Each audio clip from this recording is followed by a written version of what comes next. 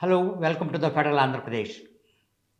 సంచలనం సృష్టించిన Vijayawada Sai Krishna lockup death వ్యవహారం మరో మలుపు తిరిగింది.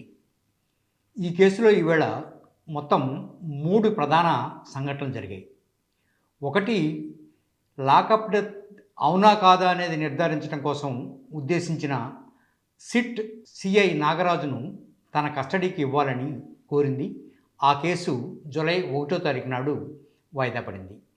ఇదే కేసులో తనకు ఇంటి నుంచి భోజనం తెప్పించుకునేందుకు పర్మిషన్ ఇవ్వాలంటూ సిఐ నాగరాజు వేసిన పిటిషన్ను విజయవాడ కింది కోర్టు అనుమతించింది. సో కస్టడీలో ఉన్న సిఐ నాగరాజు ఇకపై ఇంటి భోజనమే చేస్తారు. అయితే వీటన్నిటికన్నా ముఖ్యమైన హేబియస్ కార్పస్ పిటిషన్ అసలు విచారణకే రాకపోవడం ఈవేళ గమనార్హం. వాస్తవానికి ఈవేళ హైకోర్టులో హేబియస్ కార్పస్ పిటిషన్ పైన విచారణ జరగాల్సింది, కానీ అది జరగలేదు. 22వ కోర్టులో ఇది 22వ ఐటమ్గా ఉండాల్సింది. అది ఈవేళ లిస్ట్ కాకపోవడంతో కోర్టు సమయం ముగిసే టైంకి కూడా అది విచారణకు రాలేదు.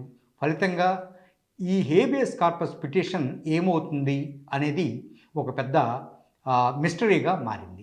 రేపు ఒకవేళ విచారణకు వచ్చినా అది సజావుగా సాగుతుందన్న నమ్మకం కూడా కనిపించట్లేదు. ఎందుకంటే ఈ కేసులో ఇప్పటికే ఆదిత్య అనే న్యాయవాది ఇప్పటి వరకు హేబియస్ కార్పస్ పిటిషన్ పైన వాదిస్తూ వచ్చారు.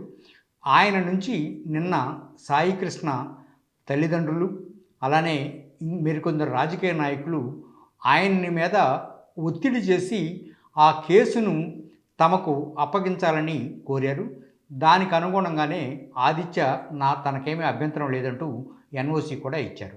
ఫలితంగా ఈ కేసు ఈవేళ కోర్టులో లిస్టు కాకపోవడానికి ఇది కూడా ఒక కారణమేమో అని పరిశీలకులు భావిస్తూ ఉన్నారు.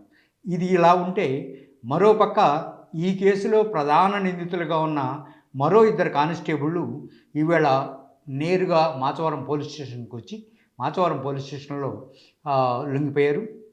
వీళ్ళని ఆ తర్వాత జ్యుడిషియల్ రిమాండ్కి తరలించారు.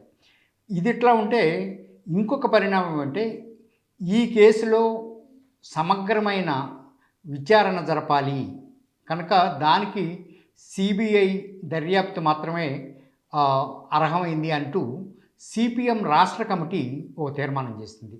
ఈ సాయి కృష్ణ మిస్టరీ వెనక, అదృశ్యం వెనక కోట్లాది రూపాయల భూ లావాదేవీల వ్యవహారాలు ఉన్నాయని ఆరోపణలు వచ్చినందువల్ల దీన్ని నిగ్గుదేసేందుకు ఈ సిట్ విచారణ సరిపోదని, సిట్ విచారణకి మించి దాని పరిధిని విస్తృతం చేసేలా సిబిఐ లాంటి సంస్థలు, స్వతంత్ర సంస్థలు దర్యాప్తు చేయాలని, తదనుగుణంగా రాష్ట్ర ప్రభుత్వం కూడా చర్యలు చేపట్టాలని కోరింది.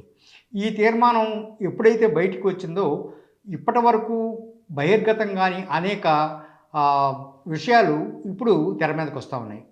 సాయి కృష్ణ ఎవరు చెప్తే ఈ రియల్ ఎస్టేట్ వ్యవహారంలో ఇరుక్కున్నాడు, సిఐ నాగరాజుకి ఆ రియల్టర్లకి ఉన్న సంబంధాలు ఏంటి, ఆ భూములు ఎవరివి, దీనిలో ఒక ఎంపీ పాత్ర ఉందని చెప్తా ఉన్నారు, ఆ ఎంపీ ఎవరు, అలానే మాజీ ఎంపీ ఎవరు, అసలు ఈ వివాదం ఏమిటి అనేది దాని మీద సమగ్రమైన విచారణ జరపాల్సిన అవసరం ఉందని సిపిఎం తన రాష్ట్ర కమిటీ చేసిన తీర్మానంలో స్పష్టంగా పేర్కొనడం గమనార్హం. ఇది ఇలా ఉంటే అసలు ఈ కేసుని మాఫీ చేయడానికి ఎవరు ప్రయత్నిస్తున్నారు, వాళ్ళు ఎవరు? ఈ కాపు నేతలుగా చెప్తున్న కొద్దిమంది ఈ సాయి కృష్ణ వాళ్ళ తల్లి కనకదుర్గను, అలానే విజయలక్ష్మి గారిని, అంటే వాళ్ళ పిన్ని కనకదుర్గ గారు, ఆమె లాయరు, వీళ్ళని ఎవరు ఒత్తిడి చేశారు, ఎవరు కేసుని వెనక్కి తీసుకోమని ఎవరు ఒత్తిడి చేస్తున్నారు, హేబియస్ కార్పస్ పిటిషన్ ఇవాళ విచారణకు రాకపోవటం వెనక అసలు ఏం జరుగుతుంది అనేది ఒక మిస్టరీగా మారింది. ఇది అన్నీ బయటికి రావాలంటే ఖచ్చితంగా రాష్ట్ర ప్రభుత్వం వేసిన సిట్ సరిపోదని, సిబిఐ విచారణ ఒకటే దీనికి పరిష్కారం అని పౌర హక్కుల సంఘాలు చాలా స్పష్టం చేస్తూ ఉన్నాయి. ఈవేళ హేబియస్ కార్పస్ పిటిషన్ విచారణకు రానందువల్ల అది రేపు వస్తుందా లేదా అనేది కూడా ఇంతవరకు తేలలేదు. రేపు కోర్టులో ఇంకొక పిటిషన్ కూడా దాఖలయ్యే అవకాశం ఉంది. అదేంటంటే ఈ కేసుని ఇకపై ఆదిత్య కాకుండా వేరే వాళ్ళు వాదిస్తారు అనేది కాబోయే పిటిషన్. అదే కనుక దాఖలైతే ఆయన మరికొంతకాలం సమయం అడిగే అవకాశం ఉంది. అప్పుడు సాయికృష్ణ అదృశ్యం నిజంగానే ఒక మిస్టరీగా మారిపోయే అవకాశం ఉంది. హేబియస్ కార్పస్ పిటిషన్ బదులు ఇంకేదన్నా వస్తుందా, కోర్టు ఏం చెప్తుంది అనేది ఇప్పుడు సర్వత్రా ఉత్కంఠ నెలకొనుకున్న అంశం.